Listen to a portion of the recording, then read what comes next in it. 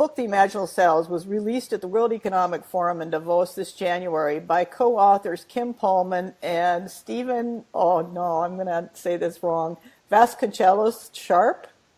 Yes, perfect. Me and these pronunciations. Anyway, who pulled together a really impressive list of contributors, including Al Gore, Desmond Tutu, Muhammad Yunus, Paul Polman, William McDonough, Johan Rockstrom, who is part of the Global Challenges Foundation, which is on a previous program I talked about that, Thomas Lovejoy, Jonathan Porritt. You're listening to the Insight to Action podcast. My name is Donna Jones. I'm your host. And today we're talking with Kim Coleman, and particularly we're talking about the book, The Imaginal Cells, but what the whole theme of the book, because from my point of view, the book really contributes to a wake-up call for humanity to accept responsibility for decisions that have been made. The theme is simple and it's universal. It's the golden rule. So Kim, welcome to the program. Thank you. How did you land on the golden rule as a theme, and what does it mean to people who seek to make a difference in the world today? Oh, thank you very much for inviting me on your show. I learned about the golden rule as a child from my mother, like so many people do, and always thought it was unique to Christianity. I watched my mother live it, and she's always been, still to this day, a great example. In recent years, I've been wondering, though, how well known it is as a concept, and if perhaps a wider knowledge of it would ease some of the tensions that seem to be increasing worldwide. Several books that I had read alerted me to the fact that it is probably the only universal principle that the world actually shares. It is not always known as the golden rule, and there are lots of versions of it. But the idea is the same around the world, culturally, historically, religiously, and actually it's the core of being human as a mammal. Neuroscience actually proves, in the simplest explanation, that serving others is a true source of happiness and peace, common to all humanity. Geneticists actually show us now that we are 99.9% the same genetically. Let's focus on what we have in common rather than our few differences. So this belief is core to focusing on our similarities. So for people that aren't exactly sure of what the golden rule is, who for some reason haven't come across it framed as that, what is that golden rule? Well, as I said, there are different versions, but the version I grew up with is do unto others as you would have them do unto you. We've modernized it a bit, and we say treat others and the planet as you wish to be treated. It is super important that we don't just think about us as the only living being on this earth, and we have to take care of humans. We also have to take care of all the species of life, plants and animals.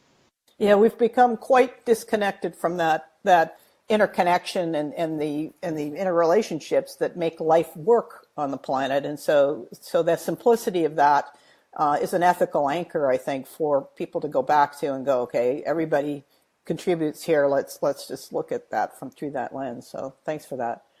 Now, I really love the title, Imaginal Cells, because it's different, it's unusual. What are imaginal cells? What does the title mean? And how is it relevant to change agents? Well, the imaginal cell, very simply put, is the latent cell in the caterpillar that holds the vision of the butterfly, the beautiful butterfly. So it makes a great metaphor, like nature often does, what we need to correct in our own lives. So the caterpillar gorges and gorges and gorges during his life, which is equivalent to our Western style of overconsumption, which is unfortunately spread around the world. We are gorging on the earth at an excessive level right now. The caterpillar finally goes in his cocoon, and the imaginal cell becomes active then. Well, the caterpillar cells are fighting against this new imaginal cell. The caterpillar represents the old way of doing things. The imaginal cell represents the new way that we must do things. So the old way, of course, is greed, the linear economy, rampant self-righteousness, etc. So that resists the new way, which is more inclusive and responsible. So the frequency that the imaginal cells emit, they emit this when they're starting to become active, and that allows the other imaginal cells to find each other. So they can cluster together. So this frequency that they emit for us represents the golden rule, which is that universal principle. And that if we sing this together, the world would be a better place. And so finally, the caterpillar cell does give up because of this collaboration going on amongst the imaginal cells. And then, of course, out comes the butterfly. And so the emerging butterfly is like the world where man really understands its connection to nature and allows the planet to remain a beautifully functioning ecosystem, with man living harmoniously together and with the earth. So it actually is a very practical metaphor, and it ties in very well with an African proverb that one stick is weak, but a bundle of sticks is strong, because they've been working together and collaborating. So collaboration is a really key component here in our story. The cells uniting around this one principle is sometimes thought of as synchronicity. We've certainly noticed that in this year, that if you are working towards a good purpose, you find other people that are working for a good purpose, and then we all meet and we collaborate, and then we become a powerful force. And I think it also requires us to take responsibility. So, for example, if you look at all of the plastic that is in the oceans, this is a very practical example. It's because individuals have extracted oil. Individuals have produced the plastic. Individuals have bought the products wrapped in or made from plastic. And individuals have disposed of it incorrectly. So all of us are responsible in one way or another for all the plastic in the oceans. And if we don't want to eat that plastic, then we definitely should avoid having fish eat it. So we do that by our daily actions. It's interesting for me because there's an artist out of Seattle, I think, who's been making art out of the garbage found in the stomachs of seabirds, and just some of the visuals are pretty. As art, it's fascinating, but when you actually look at what the ingredients are that go into the art, you can't believe that we actually created that kind of a mess. So I really appreciate what you're saying, because when people are at the checkout stand at the grocery store, you've got a chance to say, what kind of plastic bags are these? And some stores will tell you, I bought, these are compostable, or they're, like, for example, there's something in Malaysia as part of Aim to Flourish. There's a company that produces shopping bags out of tapioca. So they have a 2 week life. When they go into the landfill, 2 weeks later they blob back into the earth, which is lovely. But we can't say the same in the Western world. We've got a lot more complacency there and a lot more distance, I think, between ourselves and the land. So, yeah, and I think the other thing I love about the image you used is that this whole image of the caterpillar going into the butterfly, and that process you described with such lovely detail, that's the transformation process as we know it. It's a mindset change. That's really what is required. We have to move from the linear economy to the circular economy. We have to have an economy that is not focused on profits for a few, but shared value in a more equitable way. We have to move from an economy where good education is for an elite group of people, but education is broadly accessible, quality education. This all requires a mindset change, and it requires a change in what we value as success. Yeah, exactly. Now, you picked up a lot of responsibility in putting this book together when we were talking about responsible decision making. You took on a big task here, a lot of time, a lot of effort, a lot of focus. What activated your passion for leading change in this way? Well, there was probably not any one moment where I started. I'm married to a man of action, and I've witnessed his journey to be Mr. Corporate Sustainability. And I've seen how difficult it's been for him to convince others to take this journey as well. And he brought back a lot of books, and I read a bunch of them. And one book is by Jonathan Porritt, who is a contributor to our book. He wrote The World We Made. This was seminal in my own thinking. He projects to 2050 what we have solved and not solved, and what are the consequences. Though some things were not solved, it is actually quite hopeful, because he states clearly that we have the technology already to solve the challenges that we on our Earth face because of our own activities. The issue, though, is motivation to scale the solutions and to have the necessary big impact. Then I read the Pope's encyclical on climate change, and he talks about the need to go back to the basics of the Golden Rule. He reviews the word dominion in the book of Genesis and clarifies that it does not mean domination, and that humans must stop thinking we have to control nature. I still hear that on the radio sometimes. And that this word actually means stewardship. So mankind has the responsibility of stewardship of the planet. The Pope's hope is that all citizens of the world would read his book. So I decided that I must help him get this message out, even though I am not Catholic. Somehow I needed to support my husband and the Pope in their mission. We live in such a rational world, but reasoning is not enough in this case. So the Golden Rule touches hearts and provides the motivation for this change. Yeah, definitely. One of the things that I think is interesting about the Golden Rules of Choice, and you and I've chatted about this casually, is that if you think about the principle behind it, it is a principle that you can apply to all decision making. So, am I doing harm? What is the impact my decision will have on others? What is the impact my decision will have on the environment, on the air, on the community, the local community? And I know that some people have had trouble with that word stewardship, because I've used it when talking about biomimicry management, when there's specific companies, of which Unilever is one of them, that manage according to the principles of nature. If we translate stewardship really simply, it's about care. It's about looking after things. And long term.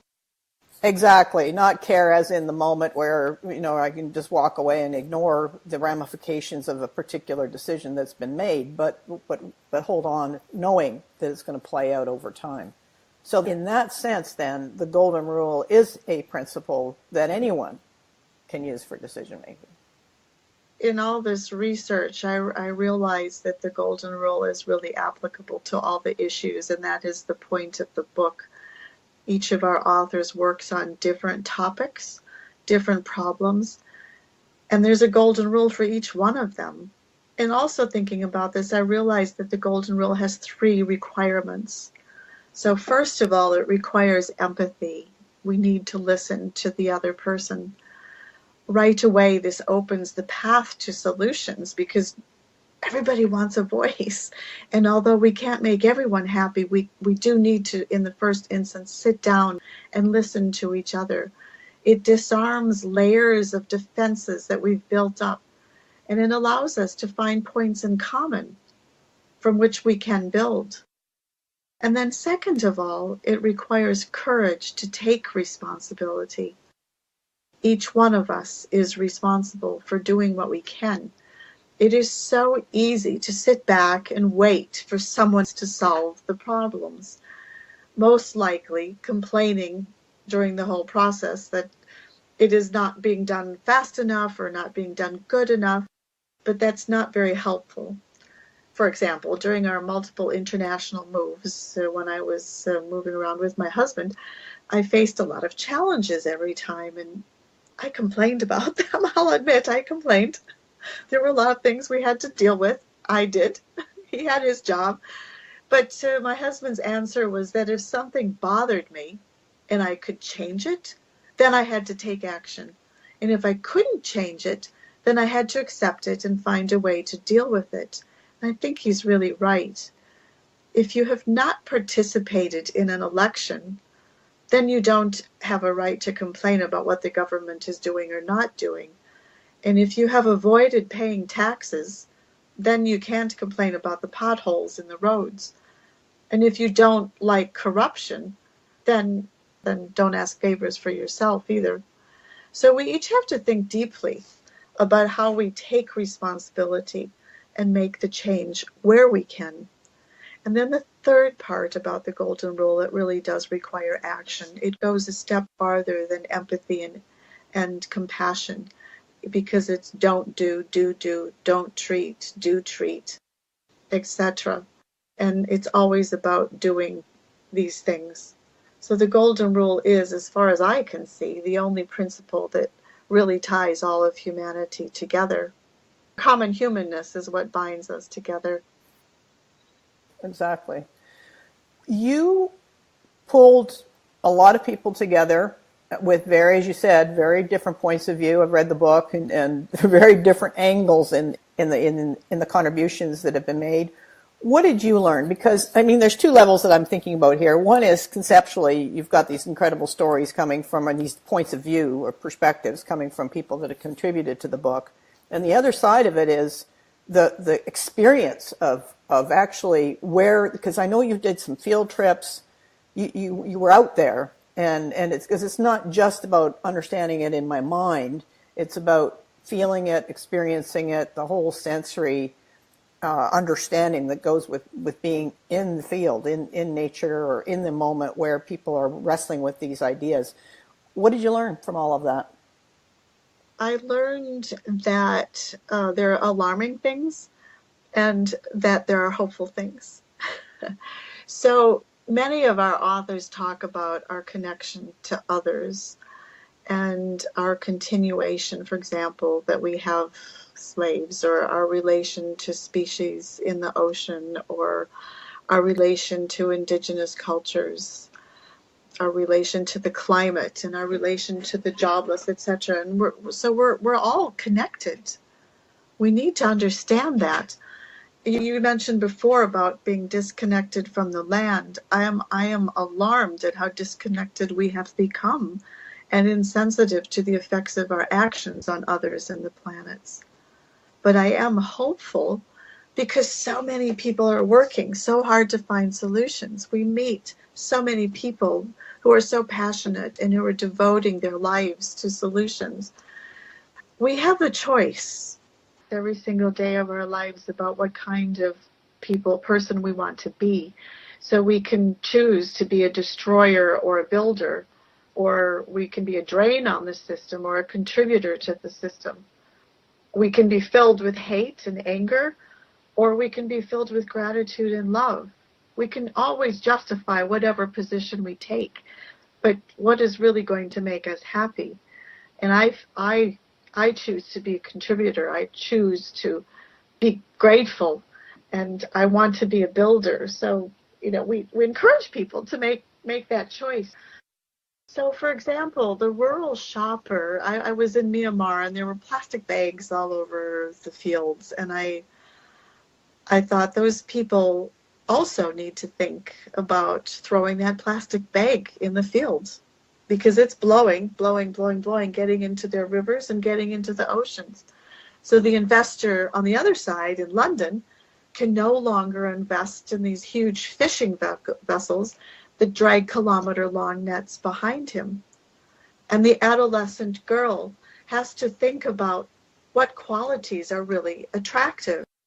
When she's doing social media, think carefully. Is this really what is attractive? So the rich person has to think again about how their luxury items are produced. And the farmer has to think about what pesticides he applies in his field. And the grocery store chain has to think about wrapping his fresh produce in plastic. So, we're all overwhelmed because there's so many issues. But we all do not have to deal with all of them. I think that's a super important message. we just focus on our own life and what we can each do in that sphere. And the golden rule helps us to reflect. It does. And you mentioned plastic, that scenario in Myanmar where the plastic is blowing around. My daughter went to Rwanda right after, actually shortly after high school, after completing high school and then living in France for a bit. She went to Rwanda to train kids in soccer. And in Rwanda, for years, plastic has been banned. So the very few plastic bags that were kicking around literally were turned into a soccer ball because that's all the kids had. So they would find these plastic bags and then wrap them around and then tie them. So she has balls that were made out of whatever plastic was left, but then they'd cover them with the grass fronds and turn it into a soccer ball. With one ball, you can have a lot of kids can have a good time as long as you've got one soccer ball. So way ahead, way ahead. I don't know actually, but I'm going to suggest that the government in Rwanda after the genocide took place was made up largely of women. And I think there's some connection at some point because, women see the world through the lens of relationship overall, and men often see the world through the lens of reputation. At least that's how one coach that I worked with saw. He's a man, but he that's how he saw the distinction. And when I looked at it that way, I thought, yeah, that actually makes quite a bit of sense. So when you look at things through the lens of relationship, and then when you add the golden rule onto it, it sort of shows us globally we've got lots of opportunity here. There's a lot of things within our range of reach. I can say, don't give me plastic unless it's compostable. We can, as a consumer, we can start making these companies more accountable. Yeah, and it's something that's been irritating me lately are plastic straws. Apparently there are a lot of them in the ocean. And so companies, business, restaurants and fast food chains really must stop. So, but they won't stop unless we tell them. If all of us are saying, stop giving us plastic straws, then they will stop. So I was at an event last night and they gave us a drink with a cardboard straw. Wow. It was an attempt to eliminate plastic straws. It wasn't the best straw in the world, but, hey, someone was conscious. Yes, exactly. Someone was thinking about that. That's fantastic. I know I bought myself a metal one. It isn't always where I want it to be, and when I bought it right away, friends would say, oh, look, these are hard to clean. And they gave me the list of why it wasn't going to work. But it works. It works really well, actually. It's just the trick about having it with you 24/7. When you decide to have that impromptu smoothie, you're armed and ready with your straw. But the idea that there's people thinking about metal straws, cardboard, I even saw glass straw, which in my world would be quite dangerous, actually. I'd break it for sure. But it's just, it's just that we're thinking about this. So that's a good start. But again, from a consumer point of view, they're the ones that, we are the ones as consumers that need to place that accountability full on with retail agent. Now, where to from here? What's next for you? You've done this book. It's a massive piece of work. What's up for you next in this mission? Well, after we launched it, we were very pleased with the reaction to it. So we decided to set up a charity that would spread awareness of the golden rule and the concept of becoming an Imaginal, and to encourage people to live the golden rule on a daily basis. So we do work top down and bottom up. Stephen is meeting with educators to encourage them to embed the golden rule in their curriculums, and I'm working to develop corporate workshops for companies to think about how the golden rule can improve their ways of doing business, both internally and externally. I'm also slowly working with universities to encourage business students and hopefully eventually design students of technology and various products to be more thoughtful about the long-term consequences to others in the planet of their work. And we're working on book 2, which will be directed to millennials and will cover another set of issues that book 1 couldn't cover. Yeah, there's always a lot to cover, isn't there? Yeah, exactly. Well, we know where you're going to be in the next little while. You're going to be quite busy. Anything else? Any tips for readers or listeners on how to make sense of this world we're in that's in a state of volatile flux all the time? Yeah, exactly. We do struggle with that volatility and the uncertainty facing us, as well as the urgency with these looming 2-degree planet limits. The Arctic is it's pretty frightening, actually. We've just faced this very cold weather because the Arctic was so warm that it pushed the cold weather down in Europe. So it's happening. And we really don't know long term what will happen to the Earth systems. They can make some predictions, but whatever it is, it's going to be different. And then, of course, there's the political uncertainty from some of our more questionable leaders. Don't know what will happen when in some countries longer term.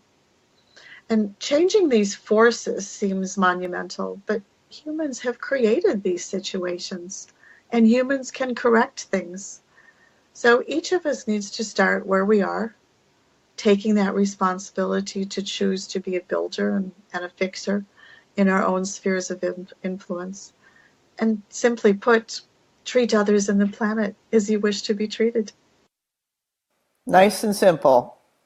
Yeah, it should be. It should be. It should be. Kim, I want to thank you very much for being on the program today. Lots of thoughts here for people to work with in their personal lives, and I think that's where it starts, as you said. So, a great opportunity for people to accept responsibility for being part of this design of a better world overall.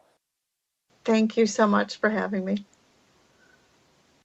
Until I talked to Kim Polman, I did not know that April 5th was Golden Rule Day.